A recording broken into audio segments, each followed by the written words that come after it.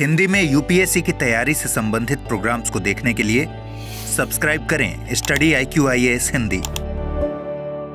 वर्तमान में जहां संपूर्ण विश्व सागरों के बढ़ते जल स्तर के कारण परेशान है, वहीं पर अरल सागर और कैस्पियन सागर दो ऐसे सागर हैं जिनका जल स्तर कंटिन्यूअसली घट रहा है और ये अपने क्षेत्रफल को लगातार कम कर रहे हैं। इससे पहले के डिस्कशन में मैंने अरल सागर के बारे में डिस्कशन किया था। आज के इस वीडियो में हम कैस्पियन सागर के बारे में डिस्कस करने जा रहे हैं। ये यूरोप और एशिया के मध्य एक सीमा रेखा की तरह भी व्यवहार करता है और यूरोप और साथ में एशिया दोनों में ही इसको काउंट किया जाता है। परंतु याद रखिएगा कि यदि आप इसकी विश्व पर लोकेशन देखेंगे तो ये कुछ इस प्रकार का आपको मैप पर दिखाई देता है और ये 5 देशों के साथ अपनी सीमा साझा करता है। ये देश हैं अजरबैजान, रशिया, जब आप आगे आते हैं तो कजाकिस्तान, फिर आता है तुर्कमेनिस्तान और ईरान के साथ यह बॉर्डर बनाता है, जिसमें से जो रशिया है इसकी 2 प्रमुख नदियां हैं, एक है वोल्गा और एक है यूराल नदी। ये दोनों ही निकलती हैं यूराल पर्वत से और यूराल पर्वत से निकलने के पश्चात ये अपना मुहाना बनाती हैं कैस्पियन सागर में। अब ये बात मैं क्यों बता रहा हूं, क्योंकि यही यूराल और वोल्गा नदियां मेन सोर्स हैं इस कैस्पियन सागर के जल का। इसके अलावा और भी कई पहलू हैं जो कि इसके पानी का सोर्स निकल कर आते हैं, परंतु ये 2 नदियां अपना जो मुहाना बना रही हैं, एक्चुअली ये नेचुरल सोर्स माने जाते हैं, ये प्राकृतिक स्रोत माने जाते हैं इस कैस्पियन सागर के पानी का। अब ये कैस्पियन सागर एक्चुअली पूरे वर्ल्ड की सबसे बड़ी खारे पानी की झीलों में गिनी जाती है।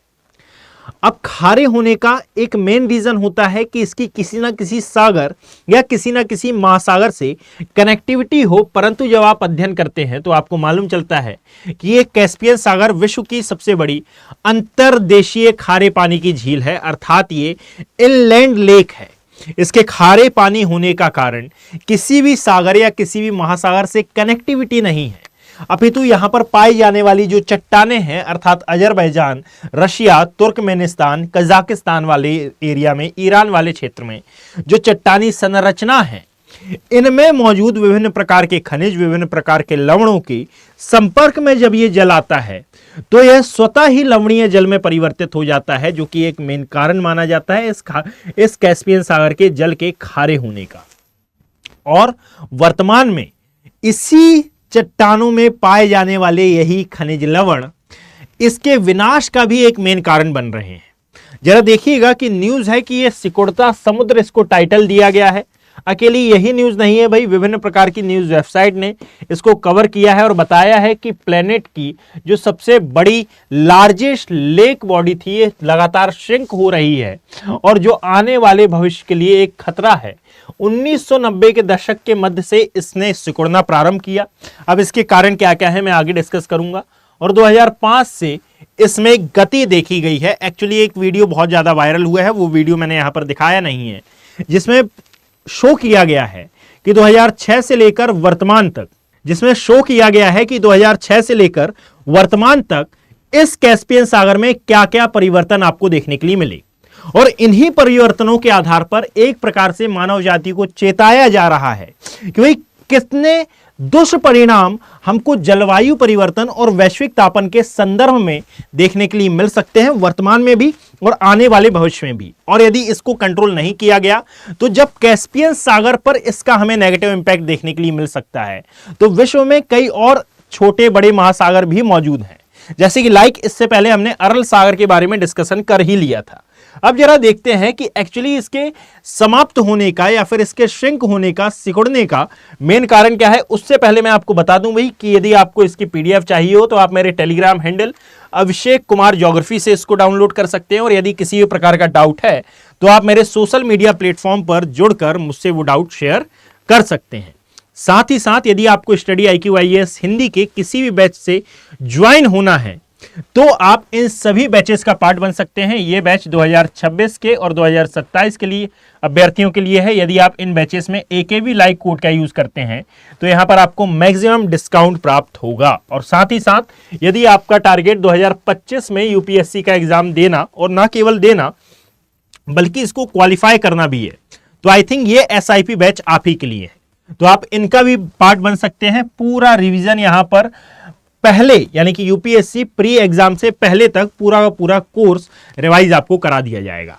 With test series. तो यदि आप इनमें से किसी भी बैच का पार्ट बनना चाहते हैं तो आप AKB लाइव कोड का यूज करके इन बैचेस का पार्ट बन सकते हैं।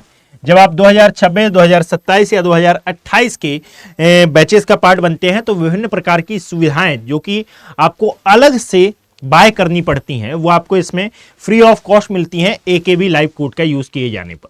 बैक टू टॉपिक, यदि आप इस पूरे टॉपिक का अध्ययन करते हैं कि भाई असल में ये कैस्पियन सागर सिकुड़ क्यों रहा है, इसमें सबसे बड़ा रीजन है कि ये जो यूराल और वोल्गा नदियों का मैंने डिस्कशन किया, एक्चुअली ये आती हैं और ये मेन सोर्स ऑफ वाटर हैं इस कैस्पियन सागर का, और इनमें जल की मात्रा कंटिन्यूअसली कम हो रही है क्योंकि एक्चुअली जिस स्थान से ये निकलती थी वहां पर जलवायु परिवर्तन और वैश्विक तापन का नकारात्मक प्रभाव देखने के लिए मिल रहा है।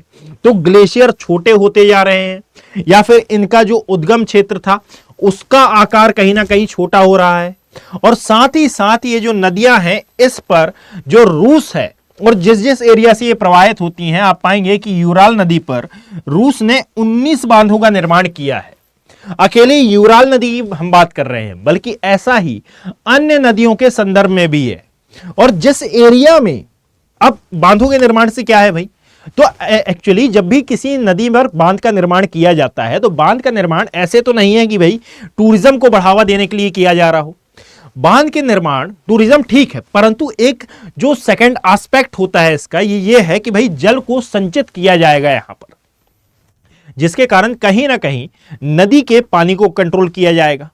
और पहले वह नदी अर्थात यूराल और वोल्गा नदी जो कि अपना पूरा जल समाहित कर देती थी कहां, कैस्पियन सागर में, अब उनके पानी को जब कंट्रोल किया जाएगा तो कैस्पियन सागर में जो जल की मात्रा प्राप्त होती थी पहले, अब वह प्राप्त नहीं हो पाएगी, जिसका असर आपको इसका जल स्तर घटता हुआ देखने के लिए मिलेगा कैस्पियन सागर का।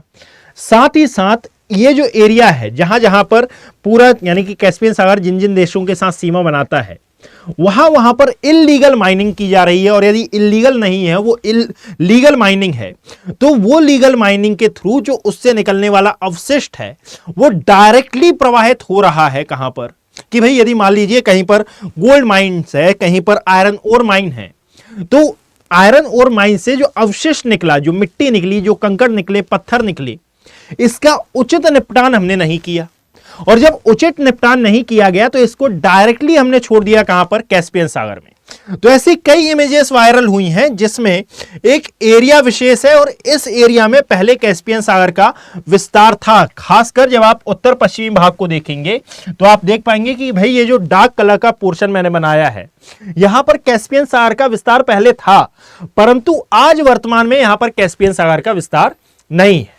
यानी कि ऐसा कोई भी टॉपिक आता है तो जनरली कह दिया जाता है कि जलवायु परिवर्तन और वैश्विक तापन के कारण ये सब कुछ घटना घटित हो रही है कि भाई कैस्पियन सागर का जल स्तर कंटिन्यूअसली घट रहा है। ठीक है, हमने मान लिया कि जलवायु परिवर्तन और वैश्विक तापन के कारण ऐसा हो रहा है, परंतु अपनी बुद्धिमत्ता का प्रयोग करें हम तो भाई इसके अंतर्गत कई मानवीय कारण भी उत्तरदायी हैं। वे मानवीय कारण जो कि डायरेक्टली हैं, जैसे कि यहीं पर आपको यूरेनियम खनन बस्ती दिखाई देगी, यानी कि जिस इलीगल माइनिंग की मैंने बात की, यहां पर कई उद्योग भी आपको दिखाई देंगे। अब उद्योग होने के कारण या फिर उद्योगों से निकलने वाली विभिन्न गैस, ग्रीन हाउस गैस, ठीक है, ये सब कुछ परिणाम ठीक है, परंतु वो परिणाम, वो कारण जो हमारी आंखों के जस्ट सामने दिखाई दे रहे हैं, वही उद्योग से कचरा निकला, इसका एक उचित निपटान हमने नहीं किया, और उचित निपटान ना किए जाने का परिणाम हमको आने यानी कि लंबे समय में यह देखने के लिए मिल रहा है कि यह कैस्पियन सागर कंटिन्यूअसली सिकुड़ रहा है। मतलब कि यदि आप 1990 से अभी तक के डेटा का अध्ययन करेंगे तो इतना डिफरेंस आपको देखने के लिए मिलेगा।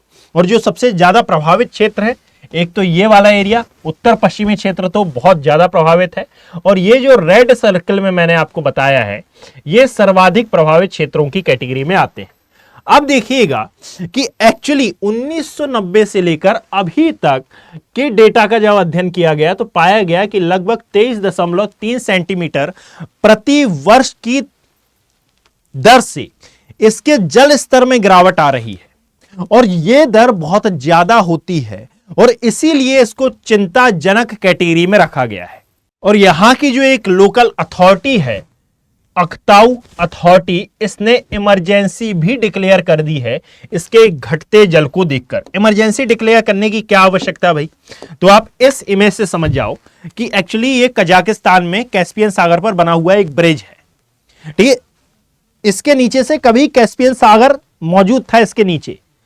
वर्तमान में इसके नीचे आप देखेंगे कि झाड़ी झंकाड़ वनस्पतियां उग गई हैं। ये क्या दर्शाता है? मतलब कि इसके नीचे से बिल्कुल पानी गायब ही हो गया है।